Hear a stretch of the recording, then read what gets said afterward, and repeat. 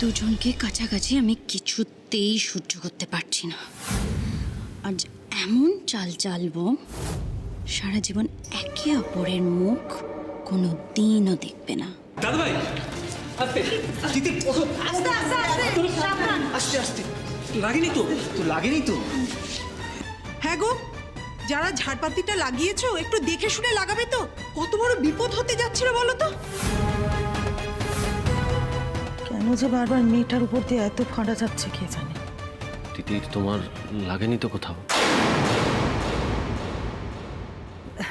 রাজু না বেটা, দিদিরকে ঘরে নিয়ে যাও, একটু জল টল দাও। কিচ্ছু হয়নি আমার, কিচ্ছু লাগবে না।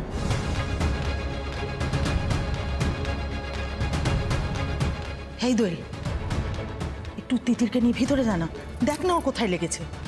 না থাক, দোয়েল থাক, রাজ্য যা, রাজ্যই যাক। রাজ্য তো চেনে এখানে কোথায় কি আছে।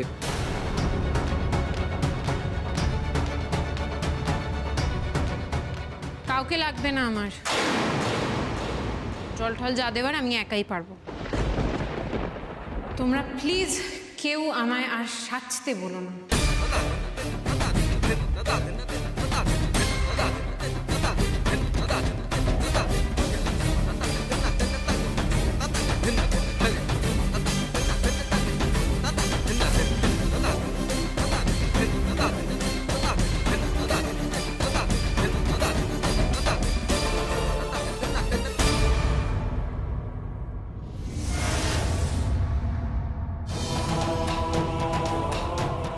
পা টেনে টেনে হাঁটছো, পরিষ্কার বোঝা যাচ্ছে সেটা। আগের দিনও জিজ্ঞেস করেছিলাম কি হয়েছে, অস্বীকার করলে, কিছু বলতে চাইলেন। ব্যথার ওপর ব্যথা লেগেছে মনে হচ্ছে। এসব আমি বাথরুমে নিয়ে যাচ্ছি।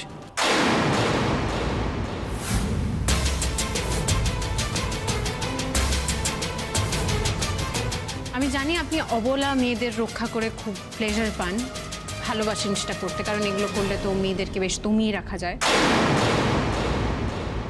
কিন্তু আজকে তো আপনি আমাকে রক্ষা করেছেন, বাঁচিয়েছেন। ওই ঝাড়টা তো আমার মাথায় পড়লে আমি মরেই যেতাম। আপনার জন্য আমি প্রাণে বেঁচে গেলাম, আমাকে প্রাণে বাঁচালেন, নাম কিনলেন, প্লেজার পেলেন, সবটা তো আজকের মতো কোটা তো কমপ্লিট হয়ে গেছে। আর কি চান আপনি? আর যেটুকু আছে বাকিটা আমি করে নিতে পারবো। আপনি এক কাজ করুন, আপনি বিয়ে বাড়িতে যান, দেখবেন চারিদিকে অনেক অবলা মেয়ে আছে যারা বিপদে রয়েছে, মানে যেমন তুলি দিদি। যদি বিপদে নাও থাকে, ওরা যখন জানতে পারবে দ্য গ্রেট সোমরাজ ব্যানার্জি তাদেরকে বাঁচাবে, তারা দাঁড়িয়ে দাঁড়িয়ে বিপদে পড়ে যাবে। বাজারে তো আপনার ভ্যালু কম নয়, তাই না? জান। এবার নাটক করাটা বন্ধ করো, অনেক হয়েছে। নাটক? হ্যাঁ নাটক, নাটকই তো।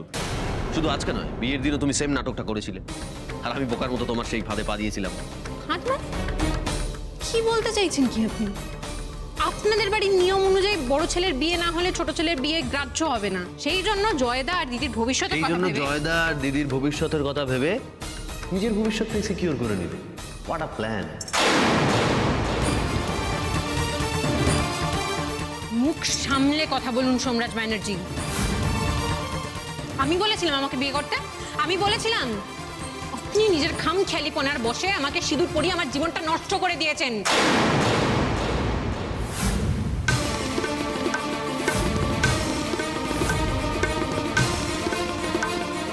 সব খামখেয়ালি টামখেয়ালি কিচ্ছু না। তুমি যেভাবে সেদিন সোমরাজবাবু বিয়ে করুন না বলে ইনস্টিগেট করছিলে, এই দুটো মানুষ যারা আপনার উপরে ডিপেন্ডেন্ট এখন, তাদের জন্য বিয়েটা করতে পারবেন নাকি পারবেন না? তাতে তোমার মনের ভাবটা পরিষ্কারভাবে প্রকাশ পাচ্ছিল। আসলে তুমি বলতে চাইছিলে যে সোমরাজবাবু বিয়েটা আপনি আমাকে করুন। একদম চুপ, আর একটাও কথা বলবেন না আপনি। ছি ছি ছি ছি ছি। আপনাকে পছন্দ করার মতো বা আপনাকে বিয়ে করতে চাওয়ার মতো কোনো গুণ আপনার মধ্যে নেই। আর আপনার মানসিকতা এত নিচু, এই মুহূর্তে দাঁড়িয়ে আপনার সঙ্গে কথা বলতে আমার গা ঘিন ঘিন করছে, ঘেন্না হচ্ছে আমার। আপনি আমাকে আমার ইচ্ছের বিরুদ্ধে, আমার পারমিশন ছাড়া সিঁদুর পরিয়ে একটা ঘৃণ্য কাজ তো করেই ছিলেন। তারপর আপনি কি করলেন? একটা নাটক শুরু করলেন, চলে গেলেন পুলিশ স্টেশনে নিজে ধরা দিতে। আপনি তো জানতেনই সোমরাজ ব্যানার্জিকে কে কতক্ষণ আটকে রাখবে। 2 ঘন্টা বাদে কাড়ি কাড়ি টাকা ঢেলে দেবো আর সোমরাজ ব্যানার্জি বেল হয়ে যাবে।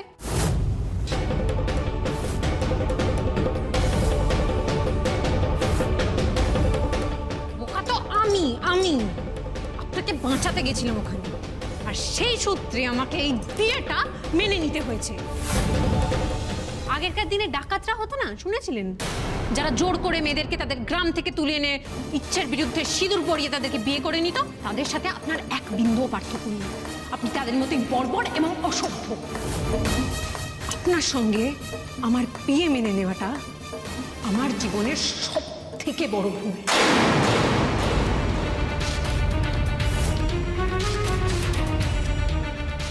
আর আপনার আচরণ দেখে আমার কি মনে হচ্ছে জানেন?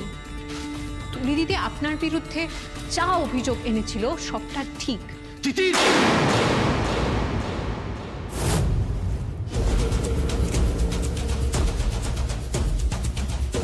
আটকে গেলেন কেন? বারে বারে আটকে যান কেন বলুন তো? মেয়েদের গায়ে হাত তোলা, গায়ের জোর দেখানো, এটাই হচ্ছেন আসল আপনি। এইভাবে নিজেকে কতদিন আটকে রাখবেন? ভেতরে ভেতরে তো সভ্য হতে পারবেন না কোনোদিন। এটাই থাকবেন, আপনি যেটা আছেন সেটাই থাকবেন। ভিতরে এক আর বাইরে আরেক।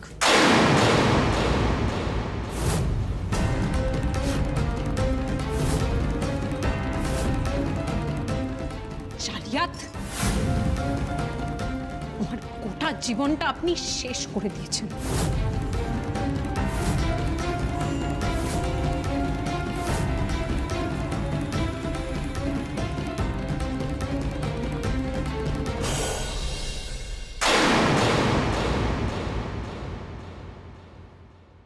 আপনার সঙ্গে আমার বিয়ে মেনে নেওয়াটা আমার জীবনের সবথেকে বড় ভুল।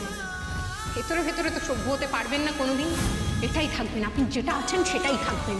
ভিতরে এক আর বাইরে আরেক। আমার গোটা জীবনটা আপনি শেষ করে দিয়েছেন। মা আমি পারবো মা, তুমি যাও না, নিচে যাও না, আমার তো শুধু টাচআপটাই বাকি আছে।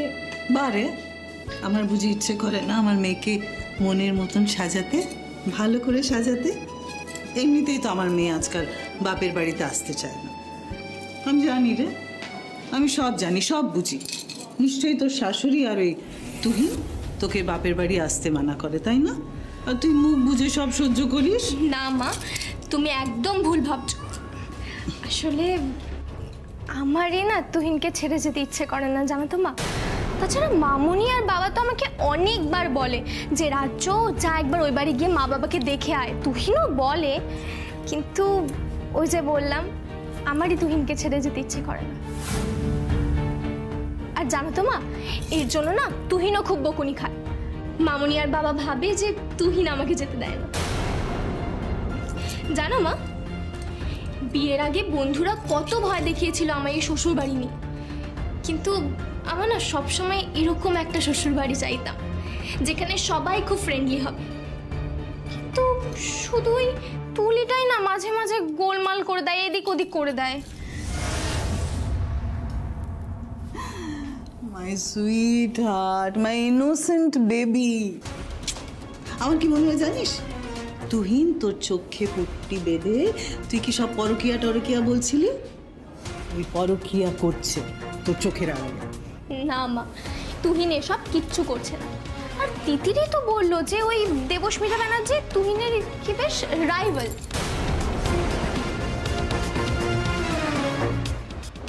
তুহিনের নয়, দেবস্মিতা আমার রাইভাল। উফ বেটা, কবে যে তোর বুদ্ধি হবে। চোখ বন্ধ করে কেন বিশ্বাস করিস বলতো সবাইকে? আমার তো মনে হয় তো ভালো মানুষের সুযোগ নিয়ে তুহিন, আচ্ছা ঠিক আছে দেবস্মিতা না হোক, গীতা মিতা কার সঙ্গে কি করে বেড়াচ্ছে তুই তো জানিস না। আর ওই তিতি নিজের দাদার পাপ ঢাকার চেষ্টা করছে, বুঝেছিস? না না মা, এরকম তো হতেই পারে না। তুহিন আমাকে ছাড়া আর কাউকে চেনে না মা। আর তিতিরই বা কেন ওর দাদার পাপ ঢাকবে? জানো মা, আমি যখন তিতিরকে বলেছিলাম না ওই দেবস্মিতা ব্যানার্জির কথা, তিতির তো নিজেই তুহিনের দিকে তেড়ে গেছিল। তেড়ে তো যাবেই। এই দেবস্মিতাই তো সোমের মা দেবী, সেটা বুঝতেও আমার এখন এতটুকু অসুবিধে হচ্ছে না।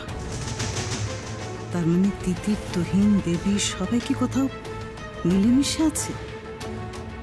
তিতির দেবীর সম্পর্কে চিঠি পড়ে যা যা জেনেছে নিখাত তুহিনকেও বলেছে। না না না, তুহিন আর রাজন্যার মধ্যে ঝামেলা পাকিয়ে রাখতে হবে, যাতে তুহিনের কথা রাজ্য বেদবাক্যের মতন বিশ্বাস না করে। কিন্তু এই নিয়ে তো তুহিন বলতে অজ্ঞান। ওমা, কি ভাবছো তুমি? অনেক বড় ঝড় আসছে, অনেক বড় ঝড় আসছে। আমায় শক্ত করে নিজের খুঁটি ধরে রাখতে হবে।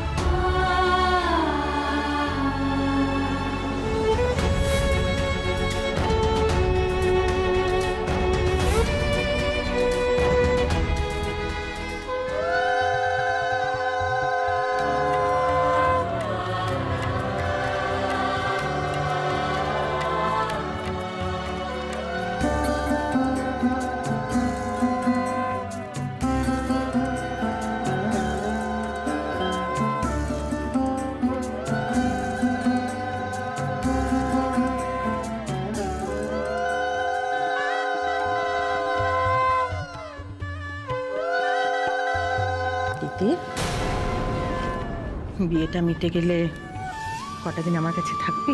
বিয়ে কটা দিন কেন মা? আমি যদি সারা জীবনের মতো থাকতে চাই, তুমি আমায় থাকতে দেবে না? এটা কিরকম কথা হলো দিদির? মায়েরা তো সব জানে।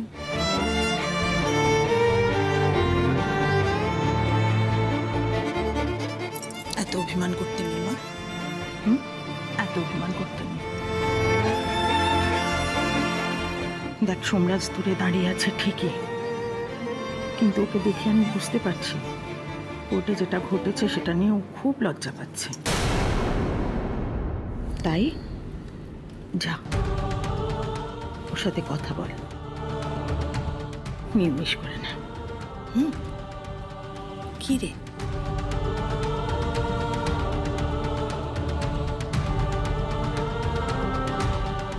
ওটা লজ্জা নয় মা, আমার প্রতি ঘৃণা। কি করে যে বলি তোমায়।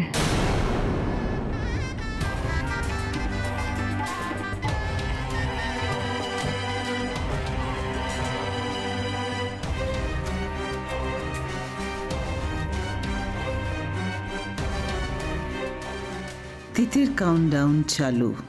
10, 9, 8।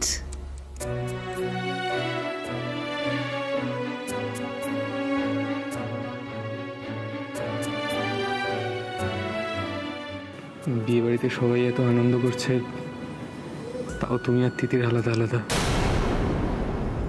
কেন? দাদা ভাই, যা হওয়ার তো হয়ে গেছে। তুমি তো জানো তিতির একটু অভিমানী, কিন্তু দাদা ভাই তোমায় তো এফার্ট দিতে হবে।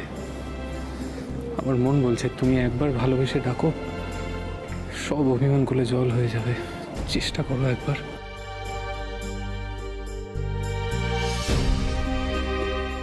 আমি এখন কাউকে ভালোবেসে ডাকার মতো অবস্থায় নেই জয়। যে থাকার সে এমনিই থাকবে, যে যাওয়ার সে যাবে।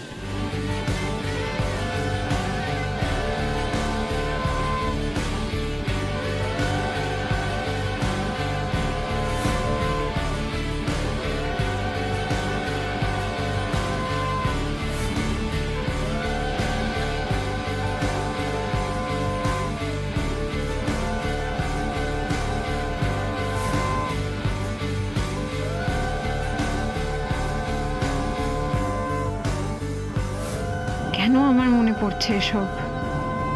এইসব তো আজ মিথ্যে।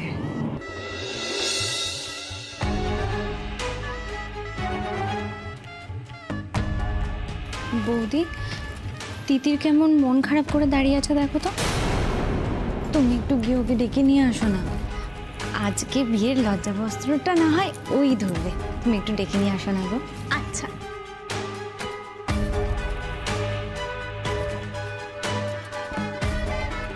তিতির, এরকম বিয়ে বাড়ির মধ্যে এরকম চুপচাপ দাঁড়িয়ে আছো তুমি? ভালো লাগে এরকম দেখতে, চলো আমার সাথে এসো। কোথায়? তিতির, আমি কিন্তু রায়ভাগিনী ননদিনী, চলো বলছি, এসো এসো এসো এসো।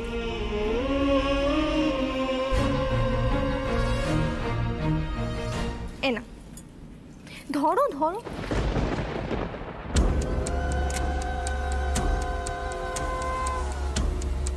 Three, 2, 1.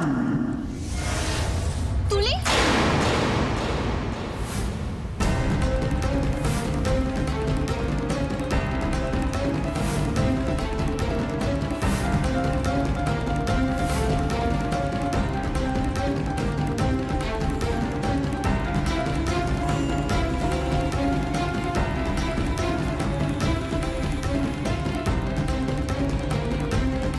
তুলি, তুলি।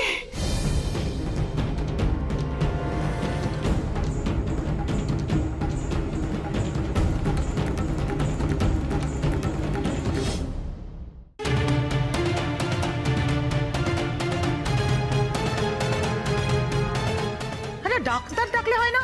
এটা ডাক্তার ডাকার ব্যবস্থা কর না। আরে মেয়েটা এভাবে অজ্ঞান হয়ে পড়ে আছে, এখন ডাক্তার ডাকলে তো সময় লাগবে। এখানে এতগুলো নিমন্ত্রিত লোকজন আছে, এদের মধ্যে কি কেউ ডাক্তার নেই? এটা হতে পারে নাকি?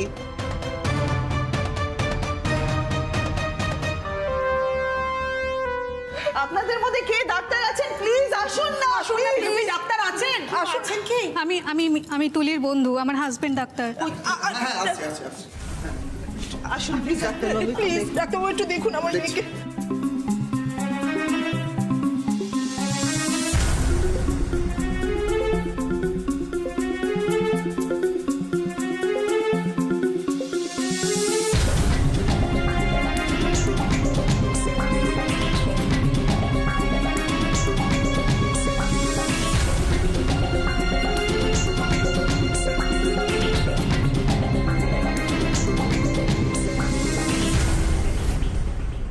ওর কি এপিলেপসি বা তেমন কোনো রোগ আছে? না না প্লিজ আপনারা একটু শান্ত হয়ে দাঁড়ান, ডক্টর তো দেখছেন, সবটা ঠিক হয়ে যাবে, প্লিজ দাঁড়ান একটু।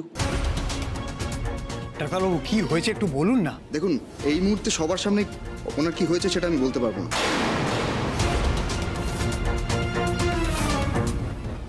আরে তুলি আমার হবু স্ত্রী, ও হঠাৎ এইভাবে মাথা ঘুরে পড়ে গেল আর আপনি আমায় বলতে পারবেন না ওর কি রোগ হয়েছে?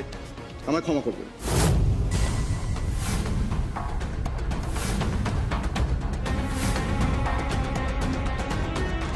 ক্ষমা করবেন মানে? আপনি এটা কি বলছেন? আচ্ছা, মেয়ের কোনো বড় সড়ো রোগ লুকিয়ে আপনারা ওর বিয়ে দিচ্ছেন না তো? এ তো আপনারা বেশ ভালো জোচ্চুরি করছেন দেখছি।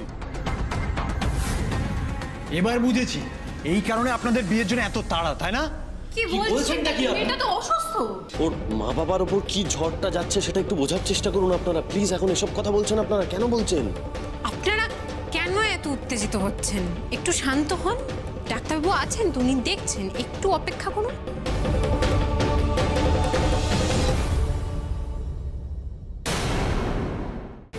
তিতির, তোমরা চুপ করো, একটু শান্ত হও।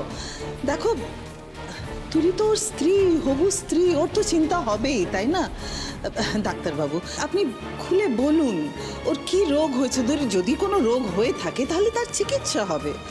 আমি আছি, তুলির পরিবার আছে, আমরা সবাই ওর পাশে আছি, তিতির আছে, আমরা ওর চিকিৎসা করব। আপনি কিছু লুকোনোর চেষ্টা করবেন না।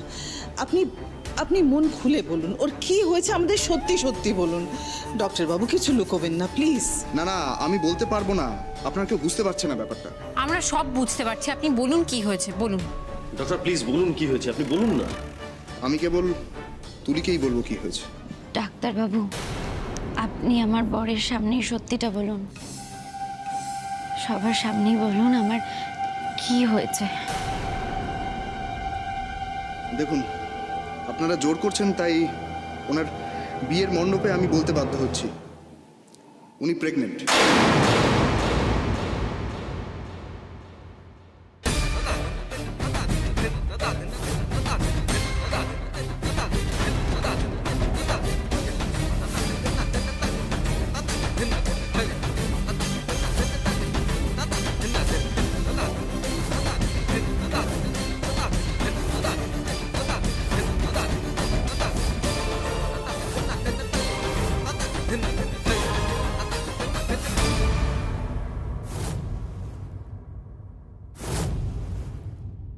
চার সপ্তাহ হয়েছে মনে হচ্ছে।